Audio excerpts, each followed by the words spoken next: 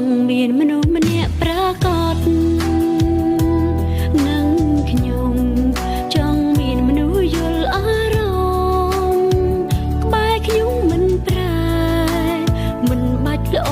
គ្រប់យ៉ាងសូមតែចេះស្មោះស្នេហ៍មនុស្សបែបនឹងមានទេជួយប្រាប់ខ្ញុំផងណាសង្សារមួយខែពីរខែខ្ញុំជួបច្រើនណាស់មកហើយតើពេលណាទៅនាំឲ្យជួបមនុស្សដែលខ្ញុំប្រាថ្នាខ្ញុំហត់នឹងការបែកគ្នាហត់នឹងយំព្រោះស្នេហាម្ដងពី